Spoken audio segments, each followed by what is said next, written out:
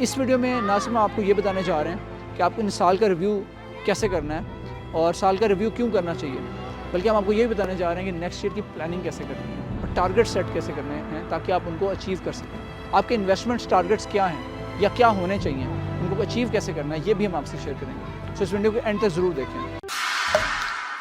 अस्सलाम वालेकुम, अली हसनैन शाह है। आपको मालूम है लास्ट ईयर भी हमने दिसंबर में इसी पार्क में एक वीडियो की थी जिसमें हमने आपसे बात की थी कि आपको अगले साल का प्लान करना चाहिए और पिछला जो साल गुजर रहा है इसका रिव्यू करना चाहिए। अपने टारगेट्स को 3 हिस्सों में डिवाइड करें, एक शॉर्ट टर्म और मिड टर्म और इसके बाद लॉन्ग टर्म। ज़रूर सोचें कि आइंदा साल में आपने प्लान करके क्या करना है और पिछले साल में आपने क्या अचीव किया।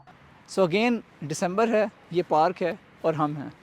इस वक्त साल ख़त्म होने वाला है और मैं आपको ये बताना चाह रहा हूँ कि इस साल को आपको रिव्यू करना चाहिए। जो कुछ दिन बचे हैं इसमें इस साल को ज़रूर रिव्यू करें कि आपने क्या अचीव किया है, कौन सी ऐसी चीज़ है जो आपने अभी तक अचीव नहीं कर सके। So do that reflection, do that review. ये रिव्यू आपको ना सिर्फ पिछले साल में ये देखने में मदद देगा कि आपने क्या खोया है, क्या पाया है, बल्कि आपको अगले साल के टारगेट सेट करने में भी हेल्प देगा।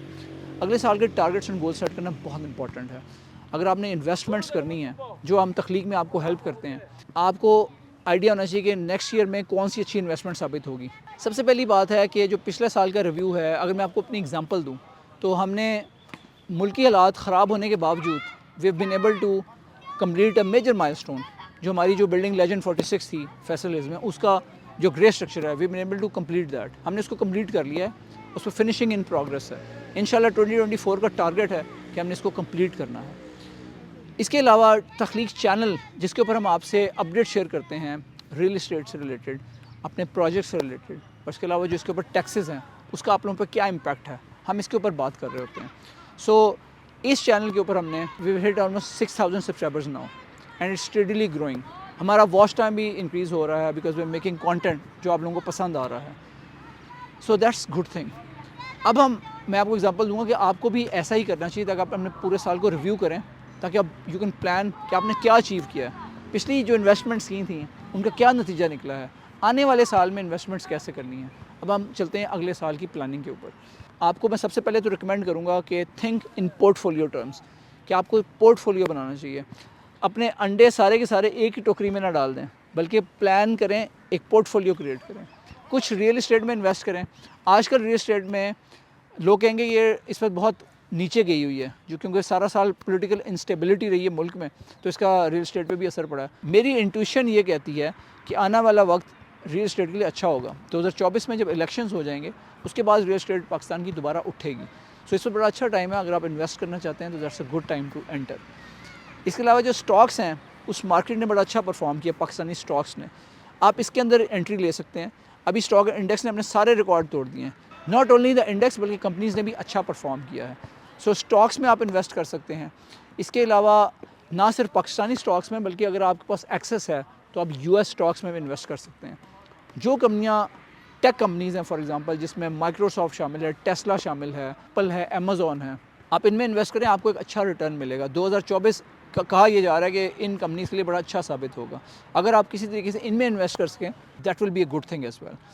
इसके साथ साथ जो रियल इस्टेट में है, ना सिर्फ पाकिस्तान की रियल इस्टेट में इन्वेस्ट करें बल्कि consider investing in other countries as well. अगर आपको मौका मिलता है तो डाइवर्सिफाई करें। पाकिस्तान में इन्वेस्ट करना क्यों अच्छा है? यहाँ पे आपके रिटर्न्स बहुत अच्छे आते हैं। दूसरे कंट्रीज़ में रिस्क कम होता है लेकिन उसी हिसाब से गेन भी कम होता है। पाकिस्तान में आपकी यूजली क्या होता है कि जो रियल इस्टेट है वो डबल हो जाती है 3 सालों में, कई दफ़ा इससे भी ज़्यादा हो जाती है। और कुछ लोग ये समझते हैं कि पाकिस्तानी रियल इस्टेट में अगर इन्वेस्ट करें तो अगर डॉलर में पैसे पड़े रहते तो वो ज़्यादा अच्छा था, लेकिन मैं आपको मशवरा दूंगा कि कई दफ़ा बल्कि अक्सर केसेस में जो पाकिस्तानी रियल इस्टेट है वो डॉलर को बीट कर देती है। अगर हालात मज़ीद ख़राब ना हों और डॉलर 300 से ऊपर ना जाए तो आई थिंक पिछले 3 सालों में डॉलर के मुकाबले में पाकिस्तान की रियल इस्टेट ने अच्छा परफॉर्म किया। इस वक्त हालात इतने अच्छे नहीं हैं लेकिन ये चीज़ दोबारा से कम बैक करेगी। सो स्टॉक्स में इन्वेस्ट करें, रियल इस्टेट में इन्वेस्ट करें। क्रिप्टो एक ऐसी चीज़ है जो हर बंदे को समझ नहीं आती। सो आई स्ट्रांगली रिकमेंड यू कि अगर आपको ये समझ नहीं आती फिर उसमें पैसा ना डालें। अदरवाइज़ ये अच्छा टाइम है क्रिप्टो में भी एंट्री का, क्योंकि बिटकॉइन आने वाले दिनों में ऊपर जाएगा, क्योंकि उसकी हाविंग जो 4 साल के बाद इवेंट आता है वो आने वाली है इस साल में। तो जो हाविंग आती है जब भी, तो बिटकॉइन अपना ऑल टाइम हाई बनाता है। So that is a good time to make an entry if you can. लेकिन अगेन ओनली उस वक्त सूरत में इन्वेस्ट करें जब आपको कोई मलाल नहीं होगा अगर आपका सारा का सारा पैसा ज़ाया हो गया। So keep that in mind while investing in crypto.